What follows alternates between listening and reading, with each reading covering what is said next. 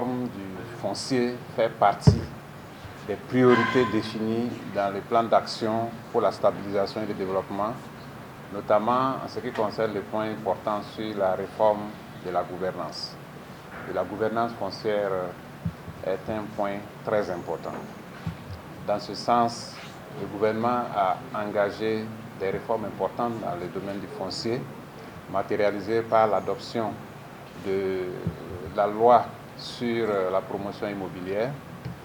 Et à la suite, donc, aujourd'hui, l'Assemblée nationale a voté la loi portant réorganisation agraire et foncière.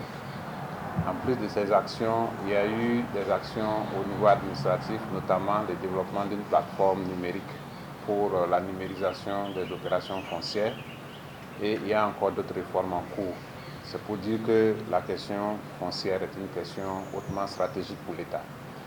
Alors, en ce qui concerne la réorganisation agraire et foncière, il faut dire que la première version de cette loi a été adoptée en 1984 sous la Révolution.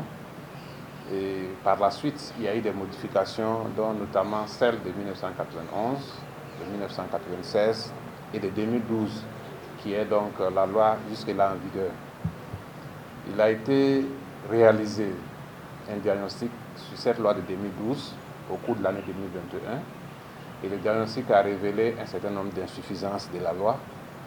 Ces insuffisances ont matérialisé le fait que l'État n'a pas une place centrale dans la gestion du foncier, le fait que les réformes engagées après la RAF de 1984 ont entraîné l'accaparement des terres, également le fait qu'il est devenu de plus en plus difficile de pouvoir dégager des terres pour faire face à des projets stratégiques, notamment dans le domaine agricole et autres.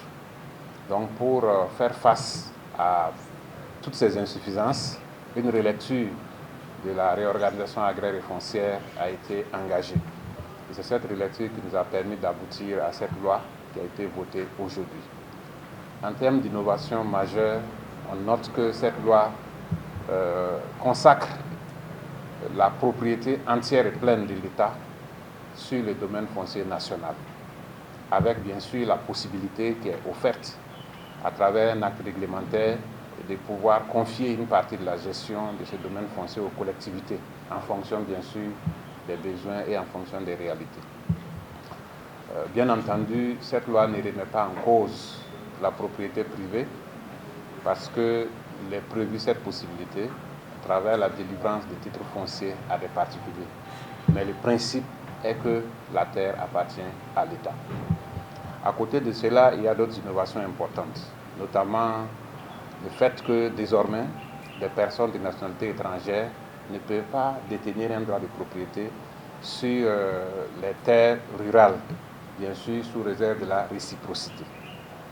L'autre innovation majeure, c'est que, en ce qui concerne les terres aménagées pour les activités agricoles, il n'est plus prévu la délivrance des titres de propriété, mais simplement le fait que pour accéder à ces terres, on passe par un bail amphithéotique.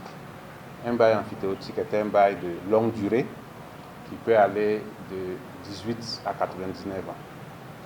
Une autre innovation importante, c'est le fait que la loi sur les procédures d'expropriation a été abrogée parce que son contenu est pris en compte désormais dans la nouvelle RAF.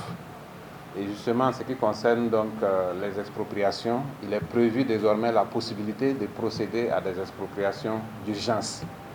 Parce qu'il y a des projets importants pour lesquels, si on veut attendre les procédures ordinaires d'expropriation, c'est suffisamment long et ça peut remettre en cause l'efficacité du projet. Et il a été prévu beaucoup d'autres innovations, mais ce sont des innovations majeures que j'ai partagées avec vous. Et maintenant, la prochaine étape pour nous, c'est de travailler à finaliser les textes d'application pour que ces projets puissent entrer en vigueur afin d'améliorer de façon significative la gestion du foncier dans notre pays.